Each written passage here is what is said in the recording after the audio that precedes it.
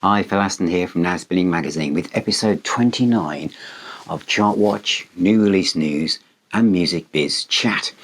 Okay, so in this episode I'm going to look at what's number one in the UK album charts and look at some analysis and breakdown between CD and vinyl sales. Then we've got some new release news, and then we're going to go on to Music Biz Chat. We're going to talk about Metallica and also ChatGBT as well, and also then my thoughts and an update on the Now Spinning Magazine campaign for Polylined inner sleeves for new vinyl releases or even anti-static versions as well. So let's dive straight in and look at the UK album charts. Okay, so what is number one? Number one is Miley Cyrus with Endless Summer Vacation. So she's number one in the UK album charts, and she's been number one in the UK singles charts for 9 weeks now, selling around 50 to 60,000 sales equivalent streams for her single. The album, Endless Summer Vacation, has sold 18,746 copies, of which physical was 8,119. So a lot less physical releases making up the number one position than what I normally talk about here. So of those physical releases, 4,969 were CDs, 3,150 were vinyl albums, and 2,385 were digital downloads, and 8,242 were sales equivalent streams. So that's the highest number of sales equivalent streams for a number one album that we've had for a very, very long time. In fact, I can only think of one other since I started doing this. But it's interesting, isn't it, that the other thing that my observation was, because she's been number one in the singles charts for so long, I expected when the album came out for it to be a real surge of sales. Maybe not the same as Taylor Swift or Arctic Monkeys or anything, but I expected it to be probably in the 30, 40, 50,000 mark. But it's not. It's 18,000 and 18,746. So considering the success of the sales area, I wonder if she's seen more as a singles artist than an albums artist. But it'll be interesting to see what the long-term sales are, because obviously previous albums have sold, absolutely tons. The other thing I wanted to mention was in the top 10 after an absence of 9 weeks is Fleetwood Mac's compilation 50 Years Don't Stop. It's bounced back up to number 9. But the other thing I want to mention was an artist, the album's called SOS by SZA, who's a great female vocalist. Now, she has been in the charts, let's see if I've got this right, for 14 weeks. It's enjoyed 14 weeks in the top 10. Yeah, okay, you're probably thinking. But it's not had a physical release. To be in the top 10 for that amount of time, it hasn't got any physical releases. And she's not a rap artist, so which is what would be my previous kind of analysis on this. But what it says in the Music Week analysis is, if an upcoming deluxe version of this album, SOS by SZA, which adds 10 tracks to the album, were to be made available physically, it would surely be an odds-on to reach the top number one spot for the first time. And I feel that when I say I'm multi-format person, I don't think there should be any avenue to a physical or a musical release that should decide not to do something. I think that I don't think there should ever be a case where something is available on CD and vinyl, but you can't stream it. Because streaming is part of life. It's how I discover things. It's my personal radio. It's important to me. Okay. And equally, if you're someone who has decided just to stream something, I think it's wrong.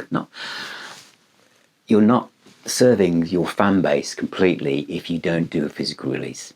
I mean, you can release short-run CDs, which many labels do now, short-run vinyl albums. But obviously, I think, as Music Week have said here, if this album did have a physical release, it would get to number one. All of these things, the way that music is put out, all of them are important. The other artist who's just arrived at number 16 is Van Morrison. This was a sellout concert at the Stables in Milton Keynes, where he's just on tour. And this new album, which is, where was it? Number 16, is 3,667 sales. Moving on Skiffle revisits the music of Van Morrison's youth and covers of skiffle and country staples performed in his unique style, it says. I've not heard that, so I can't really comment on it. Overall album sales are down slightly on the week before, and physical product accounts for 278,446 sales, which is 12.92% of the overall total sales for UK albums for this week. So it's just 13%. I know, as I say every week, we are the gorgeous niche that loves physical music in all of its forms. In the official records store top 20, which is based on CDs, vinyl, and other physical formats, it's great to see at number 15 is Blackmore's Night, with the anniversary edition of Shadow of the Moon, which I've ordered my version, and I'm waiting eagerly for it to arrive. The Levellers are also in at number 5, with their new album Together All the Way. Okay, what's next? It's now moving on to new release news. And the first one is by a band called Tomorrow, who are a band from yesterday. This is a reimagined version of this classic psychedelic UK-based album by founding member Steve Howe from Yes, and it's going to be released on April the 28th, 2023. It's a fresh new version of Tomorrow's legendary debut album, reimagined by Steve, post-produced using technology now available on the balance and edits to enhance and represent what the band were trying to achieve 55 years ago. Featuring some lesser-known album tracks, it's a psychedelic masterpiece, as it always was envisaged by Steve. So this has tracks like My White Bicycle, which was a hit for Nazareth later on in the 70s, Strawberry Fields Forever, and lots of other stuff. The reissue has been overseen by Steve Howe, contains new artwork by long-time Yes collaborators, and new notes by Steve Howe and John Twink Alder as well, remastered from the original mono mixes. Okay, so there's that. Def Leppard with the Royal Philharmonic Orchestra on the 19th of May. And this is a rock and classical royalty unite to a brand new euphoric album called Drastic Symphonies, Def Leppard's greatest produced tracks, dramatically reimagined and sounding larger and more exhilarating than ever before, team with London's iconic Royal Philharmonic Orchestra. Now, when I put this on the Now Spinning Magazine Facebook page, there was a bit of criticism saying, oh God, this is getting so boring, every band's going out with an orchestra. Well, it's marketing, isn't it? I mean, if something's successful, someone looks over to someone else's camp in the world of rock and roll or pop, and they go, did you see what so-and-so did with an orchestra? And it sold quite well. Why don't we do that? Or why don't you do that? And it's just normal. And to be honest with you, I absolutely love any orchestral-backed rock music. I think it sounds fantastic. I think in the late 60s and 70s, when classical musicians didn't want to do it because they didn't actually recognise rock musicians as being real musicians, and if you think that what I'm saying there doesn't ring true, then watch Deep Purple's Concerto of a Group and Orchestra, the original DVD, and look at the expressions on the faces of the orchestra. They certainly did not respect John Lord or Deep Purple, or understand why they were being told by Malcolm Arnold to even be there. And that was the case, with Keith Emerson, with his superb piano concerto from Works, how a lot of people perceived it. Now, of course, a lot of classical musicians have grown up through the world of rock, and you can see they're absolutely delighted to be sitting in with Kiss or Metallica or Deep Purple. In fact, I think it was Deep Purple's Montreux album 2011 with the orchestra, which is Steve Moore's period album. After watching that, I just thought, how can you go out without an orchestra? The power within Temptation and Metallica's more recent stuff. It's fantastic. So I think Def Leppard's songs being rearranged for strings and orchestra is going to sound absolutely fantastic, to be honest. The other thing, the tracks on it are, Animals on it, Pour Some Sugar on Me, which is obviously stripped down version, Love Bites, Hysteria, Gods of War, Love, Too Late to Love, absolutely fantastic stuff. Now, the other thing about Def Leppard I'd like to mention is they've reached a staggering 5.5 billion streams on, Spotify and Apple, etc., which has given them access to a younger 18 to 44 demographic. It's good to see that 44-year-olds are seen as young. And this now represents 58% of their fan base. And I think this is why streaming is important, and the fact that catalogue music, as it's called, music that's been around for a while, which is ageless.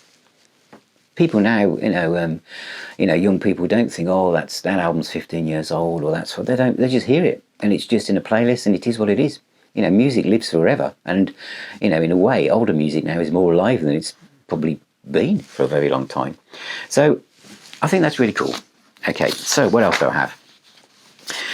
Sweet and Lynch return with their studio album Heart and Sacrifice. This is Michael Sweet from the Christian band Striper, teaming up with George Lynch from Dokken.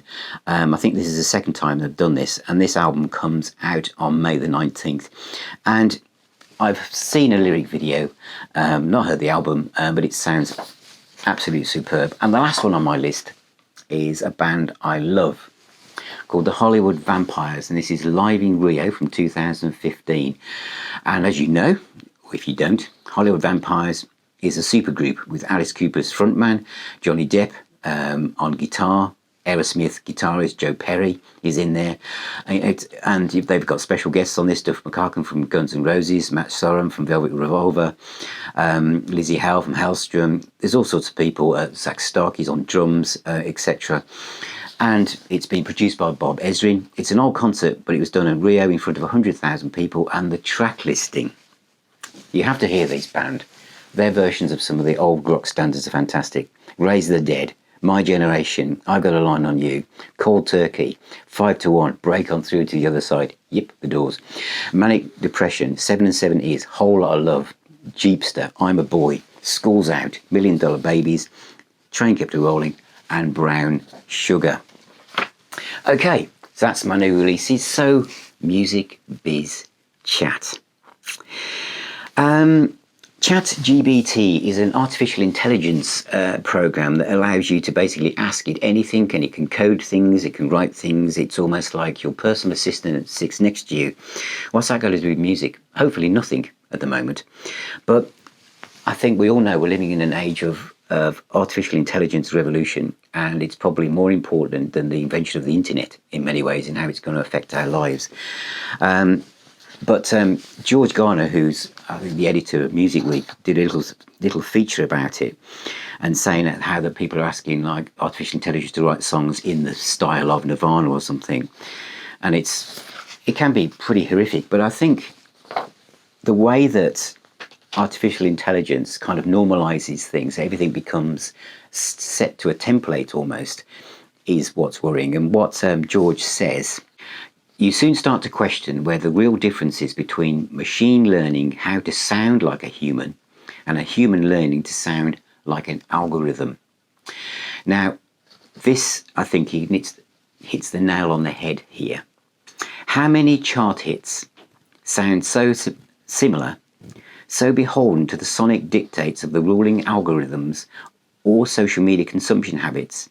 Others cite how cloyingly pristine every mix is now, with all the rough edges and vocal quirks auto-tuned into an inoffensive sheen. Where, they ask, are the imperfections? Where is the humanity, the actual sounds being produced by people? I mean, I think this is very, very important point, and I wonder whether the 13 to 15% people who buy physical music in a way are the protectors of the real human condition of creating and enjoying and listening to music. Do you remember, those of you of a certain age, listening to those early Black Sabbath, Paranoid, 1970, classic album? Listen to it. You can hear Tony Iommi's fingers squeak across the strings. You can hear the squeak across the strings. Would that happen now? Would you hear the clunk of the plectrum against the wood of the guitar sometimes? Would you hear that now, or would it be edited out?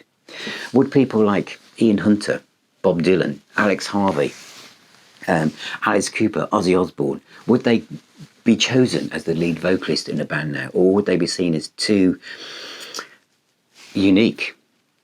We want someone to sound like Adele, and then Adele has a great hit, so the next batch of female vocalists all sound similar in their style and operation of how they approach a song.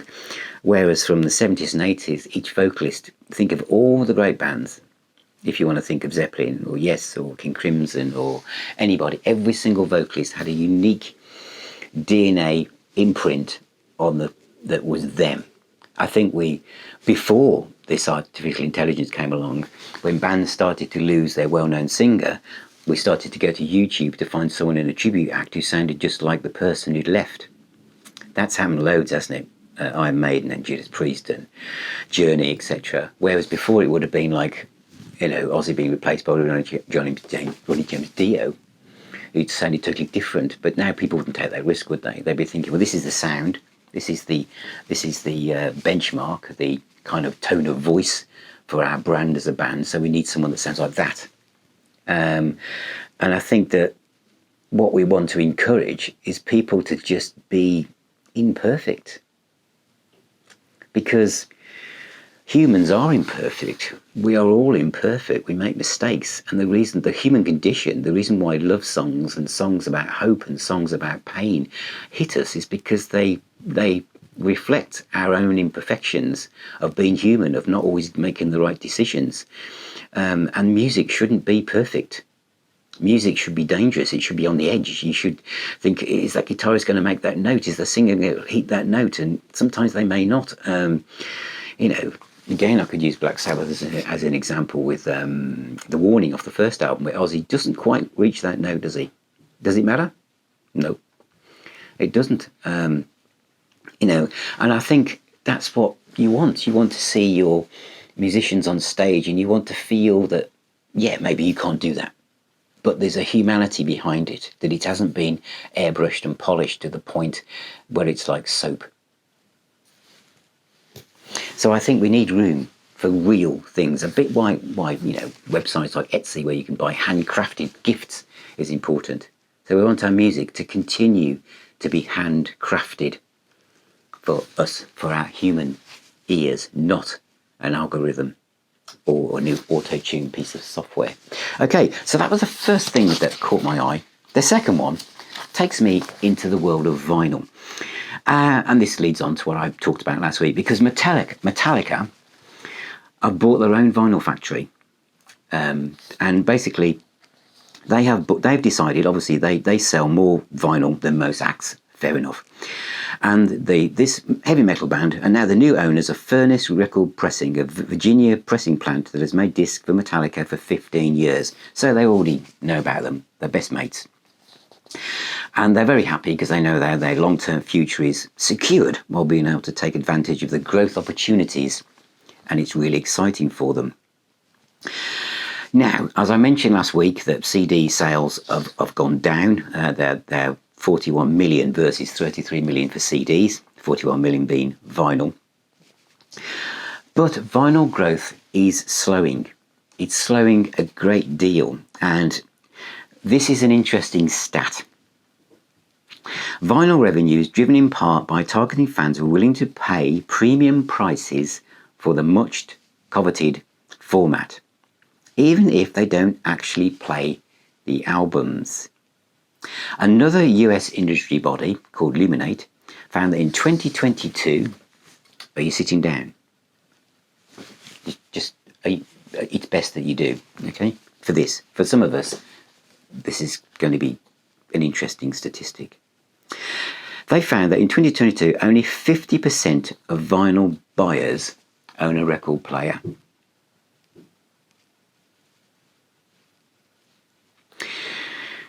Which means that 50% of vinyl buyers are not playing them at all. Luminate also found that vinyl sales to be relatively flat during 2022, boosted by spikes, and this is what I've been saying for ages, during 2 record store day events. Basically, Taylor Swift's Midnight album If she hadn't have released that last year, vinyl sales would have gone down for the first time in 16 years. They wouldn't have gone up. They would have gone down. And also the Christmas gifting period, where everybody thought buying a vinyl album, hopefully for someone who had a record player, would make a good gift choice. I don't... What can I say about the people who buy them and don't play them?